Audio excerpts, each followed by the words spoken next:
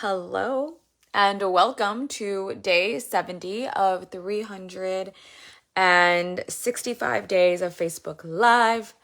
Woo, this filter is pretty strong. Let me see if I feel like I just looked really caked up. Let me see if I can change it. So welcome to day 70. I can't believe we're at 70 days already.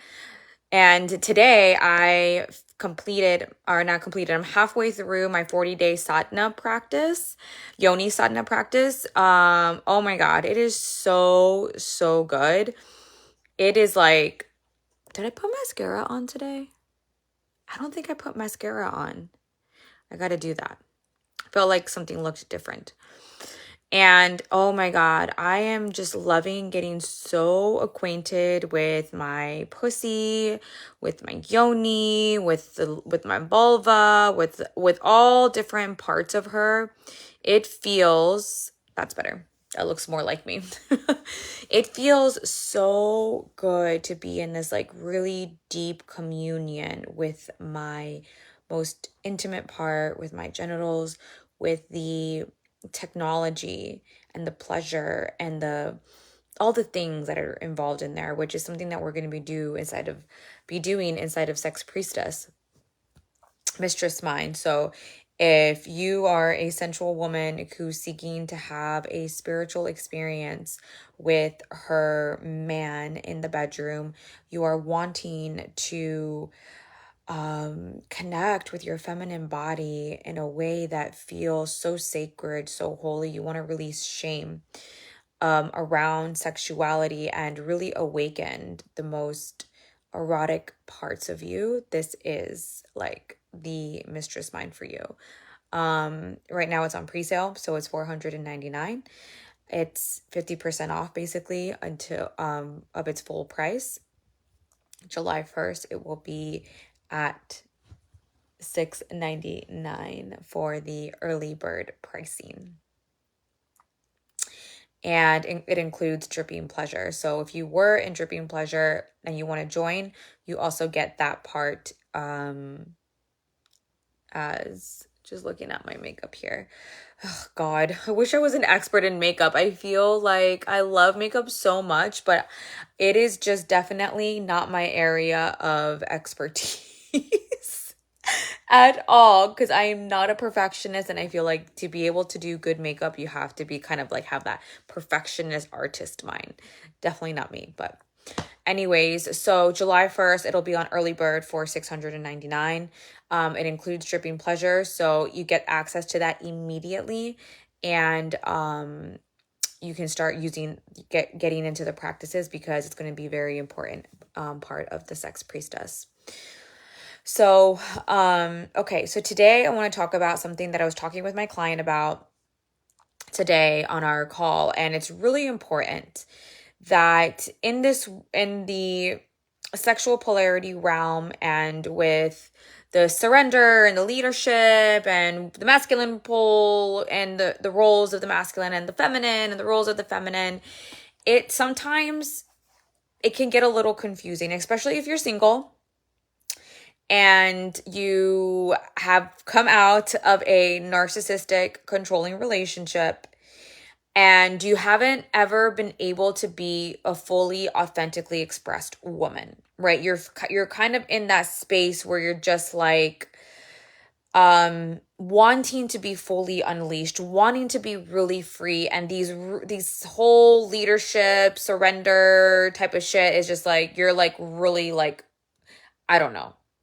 know. This doesn't feel right. Doesn't sound right. It's not really resonating. And I want to just be myself. I want to if I want to go see my man, and we're dating or and I just feel that inspiration and just want to go do it. And this is completely valid. This is completely valid. When I met Ron, I did not know any of this shit. Any of this sexual polarity, masculine leadership, masculine provision, protector and feminine surrender and all of these things. I did not know any of that. What I did know is I wanted to be in my fullest authentic expression. I did not want anyone or anything telling me how to express myself. I didn't want any rules, right? I had just broken out of rules that I did not want any rules to be in my system. And as a matter of fact, I probably would have repelled and been very much in dissonance of anyone telling me that the masculine is the leader. Even if you would have explained it to me and, been like, okay, yeah, I understand. Like, yes, but, like I would have, my body, because of where I was coming from, I did not want to have that. I did not want to have that. I wanted to be authentic. Yes, did I want a man to be the one who was I probably wouldn't have used leadership. I probably would have been I would have used the word proactive. That would be the better word that I would have wanted. I wanted a man to be proactive. I wanted a man to take initiative on the dates. I wanted him to take initiative on calling me, on texting me, and things like that. And paying for the dates. I had a very, very strong, I always had this very strong traditional value of the man paying. Even after being in the relationship that I was in, I still wanted the man coming out of that. I still wanted him to pay. I never believed, I never got behind the idea of halvesies. That was just never inside of my being. And for me particularly, it was never part of my journey of that. So I didn't have these. So my point in saying this, I didn't have all of this like sexual polarity rules or sexual polarity. I don't even want to say rules. What's the better word?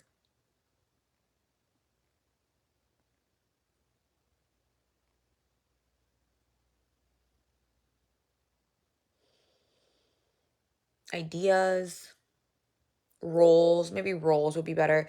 I never knew about this sexual polarity roles. However, I was coming into more union within myself. That's what I did not have before Ron. Before Ron, I did not have the inner union within me. I was lacking my own deep self-love, and I was lacking my own mothering myself and fathering myself, my inner child. That's what I did not have.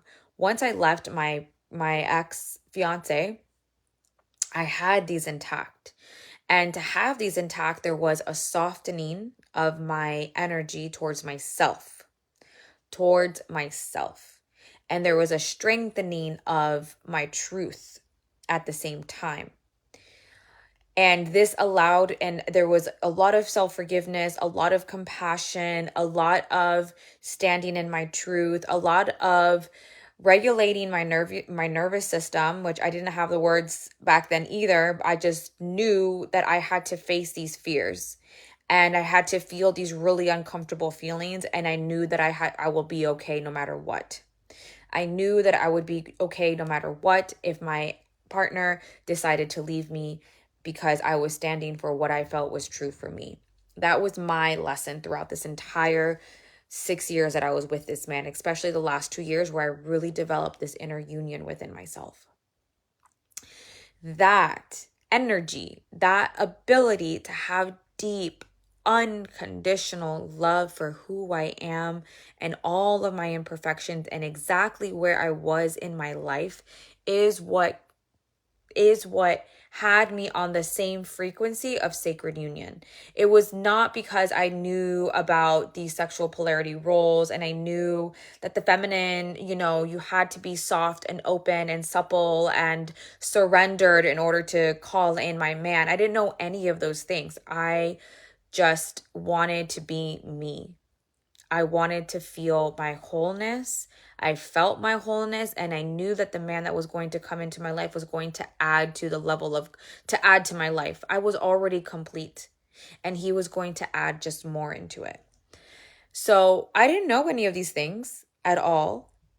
It wasn't until I got involved with Ron, until we became a union, until we became a partnership, where I started to see and started to learn more about these sexual polarities, about feminine awakening and about the masculine, about the feminine, and about how these interact in a relationship. Then I could start seeing like my next hour, Ron and I's next level of integration and a next level of evolution Actually, the next level of evolution in our relationship was the integration of the sexual polarity roles.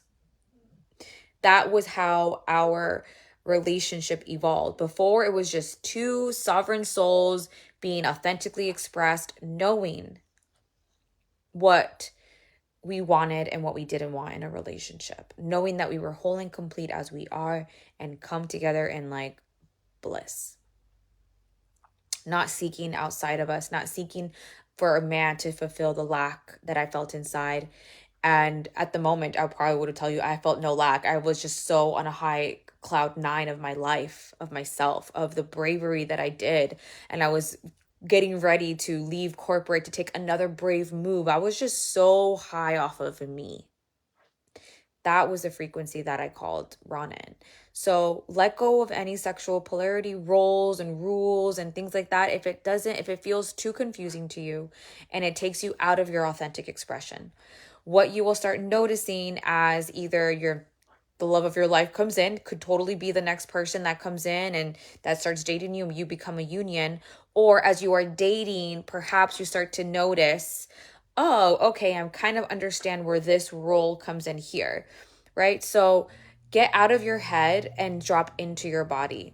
When I met Ron, I was completely in my body. I was just feeling. I used my discernment, okay? Do not let go of that discernment, ladies. I used my discernment, but I really allowed the expansion of what I was experiencing to guide me. So let me give you an example of where I broke a sexual polarity rule. So when Ron and I met, in person, he came to my gym, all the things. Then we drove in individual cars to my condo so I could change into my bathing suit because I didn't bring my bathing suit because I left it at home intentionally just in case I wasn't feeling him, that I would I would have a reason to bail. So I invited him into my house, into my condo. It was completely bare. Like, my ex-fiance left. He took all the furniture because all the furniture was his, which I'm really glad that he did that because it was like a blank canvas for me to create my life on. It's like a beautiful metaphorical thing. Maybe that would have been a breaking of a rule, inviting a guy into your home of the sexual polarity. No, I should have left him outside and left him there. Maybe, I don't know. Here is where it would have been a rule that we would have broken. Of the sexual polarity rules or whatever. I drove to the beach because I had a Lexus. I loved my Lexus, and he was driving his like grandmother's, his grandmother's like extra car, which was like a Corolla, and I freaking hate Corollas. I just dislike Corollas so much. I really don't like that car. I don't know what it is about it. I just don't like it. So I love my Lexus. I wanted to show off my Lexus. So I drove, and I knew where the beach was. He wasn't from around there. And I said, let's just take my car and we'll drive my car to the beach. So in essence, I was leading this, right? If you look at the roles, who's the one that led? I am the one that led. I am the one that said, let's take my car and let's go to the beach, because we're my stomping grounds. I love my car. I did not want to get into the Corolla, which of course I did not tell him that. I knew it wasn't his car. It was his grandmother's extra car or whatever. But I have a thing with cars. I really do. Ron actually drives a really sexy ass, like, manly car, a Nissan Titan. It's like this maroon red with really, really dark tinted windows. You can't see inside. It's so fucking hot. Like, I love that car.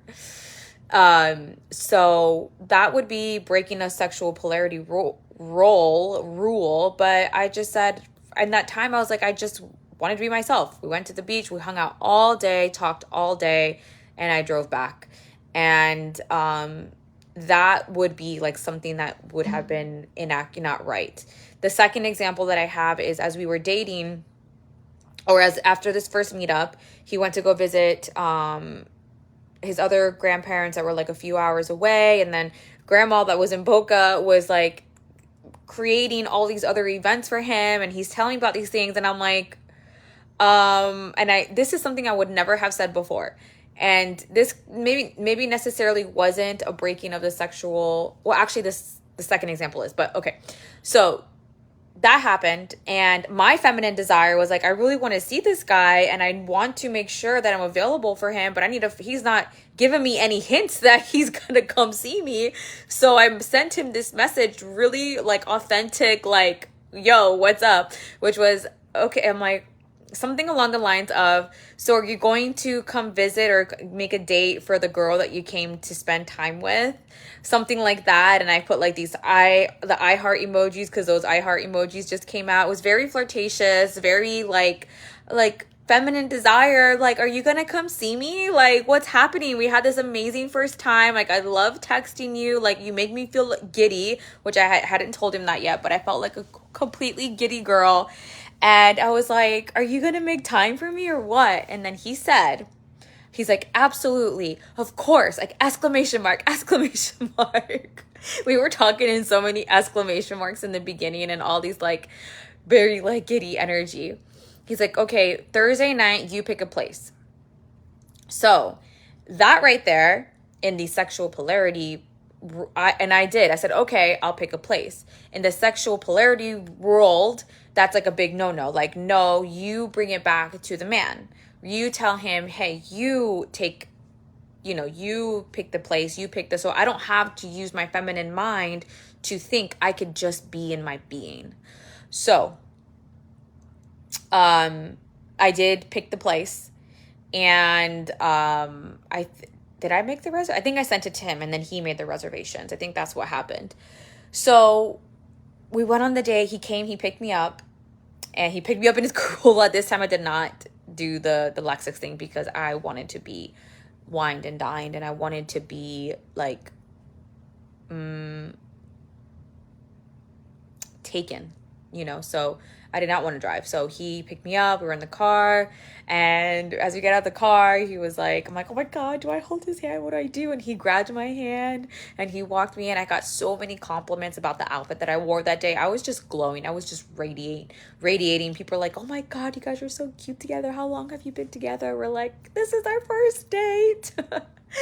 So all of the things, we sat down. I was so nervous. I told him, like, I just want you to know I'm really nervous. And when I'm nervous, like, I eat really funny. Like, so I just want you to know that. He's like, oh, me too. So I really I don't know. Are you supposed to say that in the sexual polarity realm?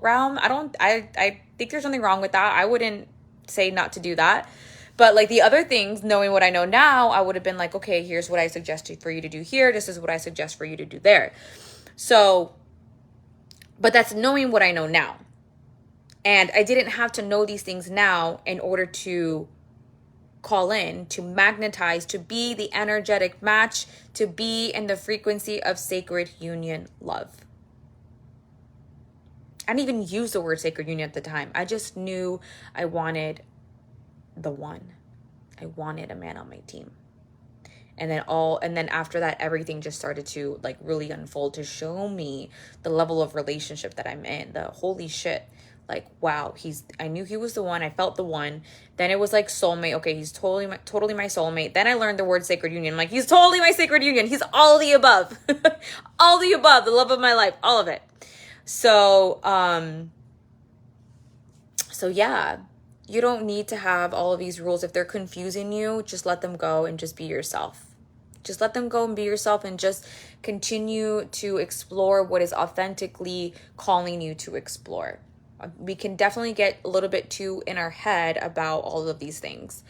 And there are different times and places where these are meant to unfold for you, where they're meant to be activated within you. It wasn't meant to be really activated with me and Ron until we were in about a good 4 years into the relationship. Yeah. I always get confused with time. Let's see, 2020, we're already 3 years in, right? Yeah, 2020, we're 3 years in. And then 2021,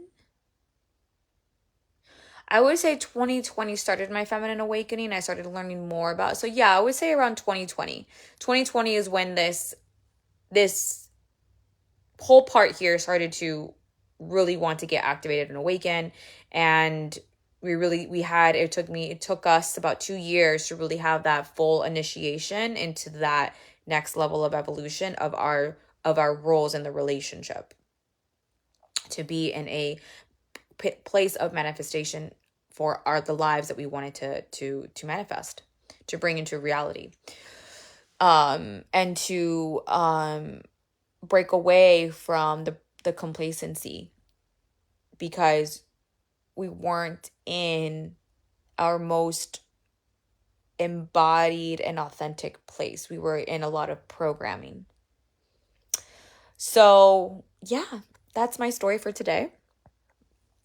I hope this lands. I hope this resonates. This was a really good one, a really important one, because you just got to listen to yourself and just be authentic. If that's really where you are, be in that place. Don't worry about the polarity rules or roles and all of those things. The time will come when you need to unfold it, and you will know. All right, love. So I hope you have a beautiful Saturday, and I'll talk to you soon.